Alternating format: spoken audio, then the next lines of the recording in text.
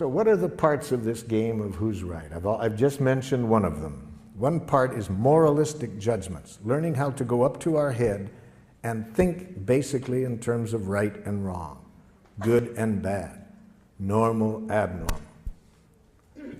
I learned this game very well. I speak several dialects of Jackal. I grew up in Detroit. We spoke a rather harsh dialect of Jackal. We might call it Detroit Jackal. For example, if I'm out driving and someone is driving in a way that I don't like, and again, I want to install change, you see, I roll down the window, idiot! Now, theoretically, the person is supposed to repent. I confess I was wrong, sir. I will change the error of my ways. It's a great theory. It didn't work. I've tried it more than once. It doesn't work. So I thought maybe it was that particular dialect of Jackal. So I decided to get the more cultured use of Jackal. So I went to the university and got a doctor's degree in professional Jackal. Now when somebody's driving in a way I don't like, I roll down the window. Psychopath! Still doesn't work. You see. There's another part of this language of Jackal. Amtssprache. Amtssprache. That's very important. You see, a language that denies choice. Denies responsibility for our actions. I use the word Amtssprache for this part, having read an interview with the Nazi war criminal Adolf Eichmann at his trial for war crimes in Jerusalem. Eichmann was asked, was it hard to send tens of thousands of people to their death? And Eichmann answered candidly, he said, to tell you the truth, it was easy. Our language made it easy. That answer shocked his interviewer. And his interviewer said, what language? Eichmann said, in fact, my fellow Nazi officers and I, we had our own name for our language. We called it Amtssprache. Amt in German means office, and Sprache, language. I'd call that bureaucratic language. He was asked for some examples. Eichmann said, it's a language in which you deny responsibility for your actions. So if somebody asks you why you did it, you say, I had to. Then you don't feel so bad if you have to do it. You see, you're not responsible. But why did you have to, Jack? Superior's orders. Company policy. They made me do it. I couldn't do elsewise. Very dangerous language, Amtssprache. Very dangerous. We have giraffe schools. I use the word giraffe, you see, as a symbol for nonviolence. We'll see today that the language we're going to study is a language of the heart. And so I use giraffe language for that because giraffes have the largest heart of any land animal. So,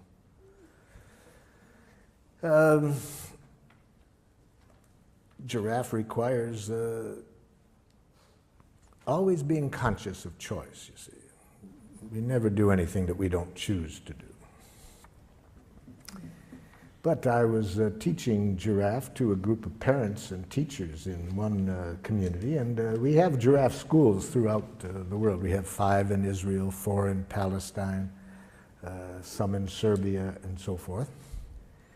And in giraffe schools, of course, we want to make sure that certainly that the teachers and parents never use Amtssprache. One of the most dangerous languages in the world. To teach a child you have to do something. So I was saying this one time in St. Louis, Missouri, to a group of parents and teachers, and a mother got very upset. She said, but there are some things you have to do, whether you like to do it or not. It's our job as parents to teach our children what they have to do. I mean, there's things I do every day that I hate to do, but there just are some things you have to do. Well, I said, could you give me an example? She said, well, easy, there's so many, let me think. Okay, like when I leave here tonight, I have to go home and cook. I hate to cook. I hate it with a passion, but I've done it every day for 20 years, even when I've been sick. Well, I said, I'll be very happy today to show you another way of thinking, another language that I hope would open up happier possibilities for you. Well, I'm pleased to report she was a rapid giraffe student. She went home that very evening and announced to her family that she no longer wanted to cook. I got some feedback from her family. The feedback came 2 weeks later when I swung through that city again and was doing an evening workshop. And who shows up? Her 2 older sons. She had 4 sons. They came up at the beginning to introduce themselves. And I said, hey, I'm glad you guys came up here. I've been very curious what's going on in your family. Your mother's been calling me regularly, telling me about all the changes she made in her life since the training. And like, what happened that first night when she came home and announced that she no longer wanted to cook? The oldest son said to me, Marshall, I said to myself, thank God.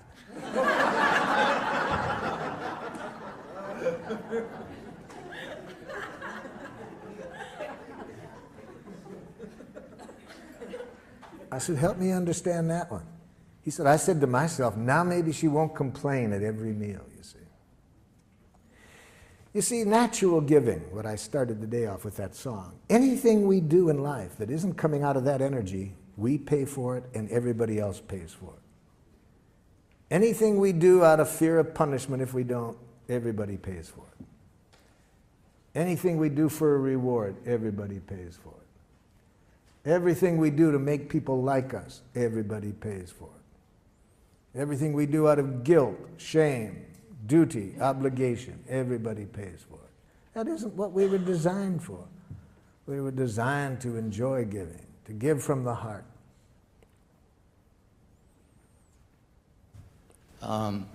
Marshall?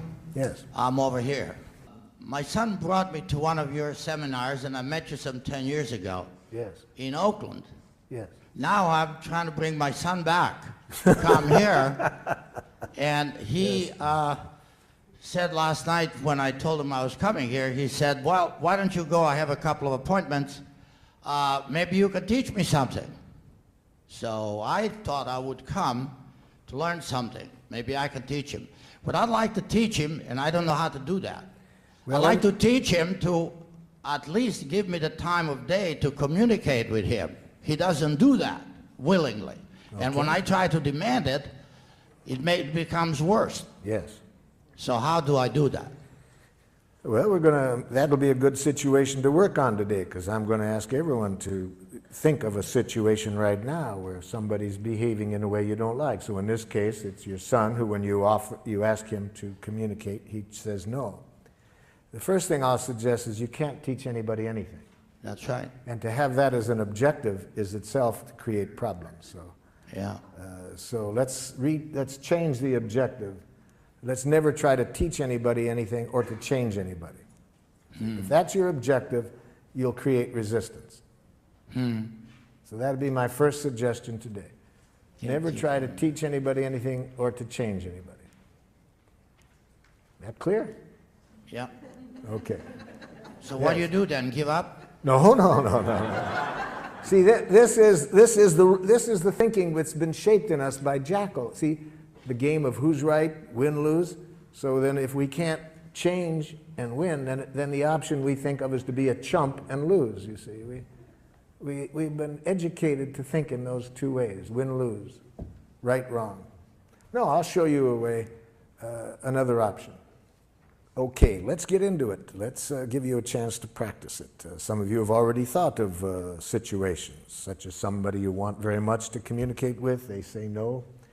So, think of somebody at the moment who is behaving in a way that is not making life wonderful for you, and you'd like to get to the place that the song was about, where everybody's needs can get met and people are giving to one another from the heart, willingly, not out of coercion, you see. Let's see if we can show you a process to get there in this situation, to get everybody's needs met and where people give willingly, not out of any coercion. So maybe you are living at home. Maybe you choose today to work on a child that you are living with at home who says horrible, horrible jackal things such as, no. Oh, you laugh. You try living with one for a while.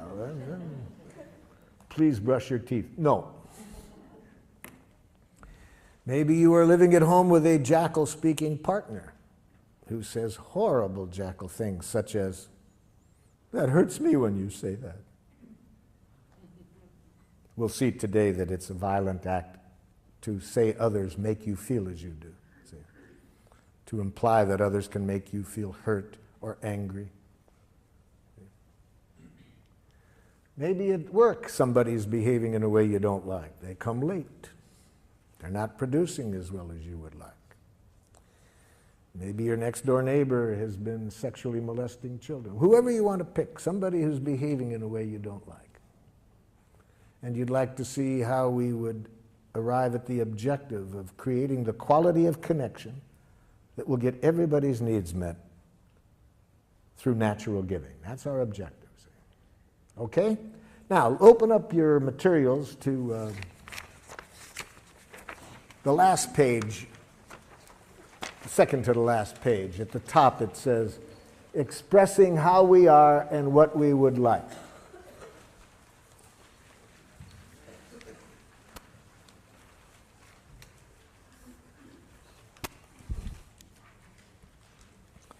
And it says under A, think of someone who does something that makes life less than wonderful for you.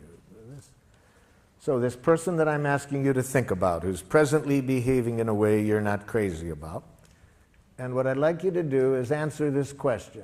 Write here one thing that the person does that you don't like. We're going to work on one specific action that the person does that you don't like to get you familiar with the process today. Maybe the person does several things, but we're going to show you how the process works by showing you how to communicate with the person about one specific thing they do. So write under A, one thing this person does that you don't like.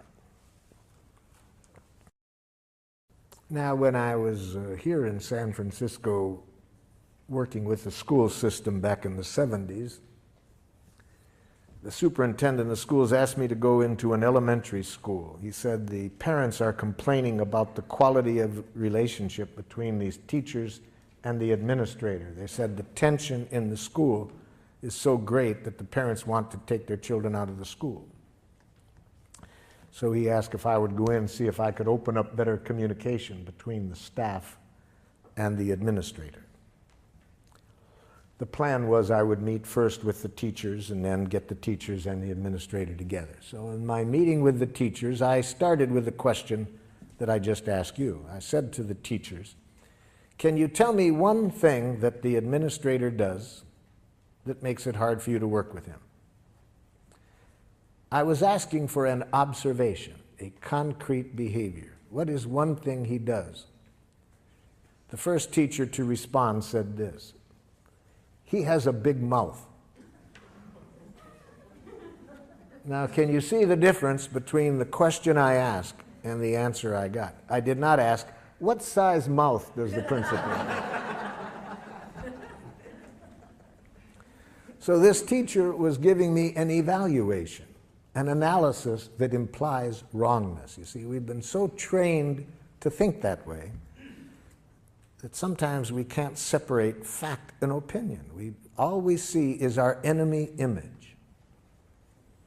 See, whether it's an individual or a nation, we have been trained to think in enemy images, wrongness. And it obscures reality. We don't see the behavior, we just see our enemy image. In his book, Out of Weakness, Andrew Schmuckler says that when cultures are taught to think this way, not to just see the person, but an image, a judgment they've made, bombs are never far away, you see. So I pointed this out to the gentleman, that this was not an answer to my question. I wanted to know one thing the principal did. This man was stuck. He just couldn't get it. The woman sitting next to him tried to help. She says, well, I know what he's referring to. I said, okay, help him out. What's one thing that the principal does? He talks too much. No, too much is a judgment. I ask for an observation, not a judgment. See, this is how jackal-speaking people think. They really have been brought up to think there is such a thing as a just right amount of everything. And too much and too little, and that they know what it is, see? So they think that way. It doesn't make resolving conflicts too easy with them when people have an idea that there's a right and a too much and a too little, and they know what it is. And especially when they mix it up with an observation. I was just asking, what does the person do? And again, for the second time, this person couldn't see the behavior separate from the judgment. A third person tried to help. Well, I know what they're talking about. Okay, what?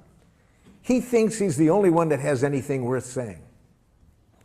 No, telling me what you think he thinks is an evaluation you're making of what you think is going on in his head. I was asking for what does he do? A fourth woman said, he wants to be the center of attention all the time.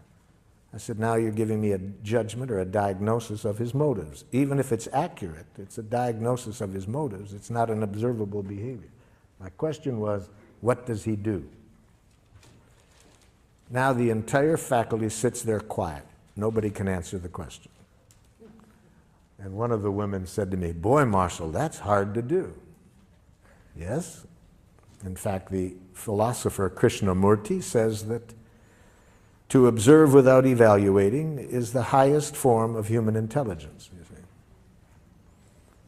So those of us who have been taught to think in these enemy images, immediately to think right, wrong, good, bad, normal, abnormal, appropriate, inappropriate, to this, to that, we can't see reality.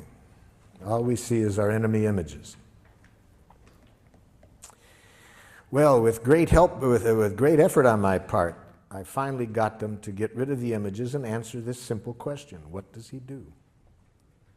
There was several things, but the one that they wanted particularly to start working with him on was this: that during their once-a-week faculty meetings, regardless of what was on the agenda, he would relate it to a war experience or a childhood experience.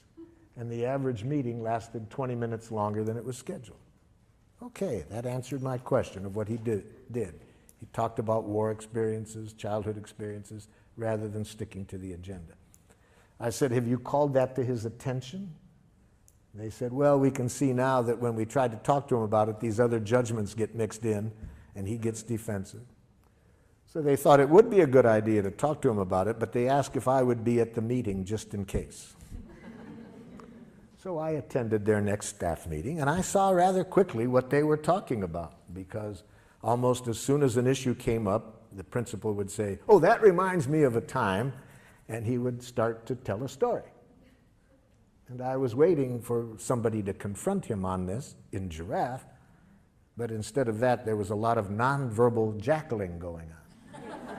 People were going like this, rolling their eyes, poking the person next to them, yawning, looking at their watches, holding the watches up to the ears.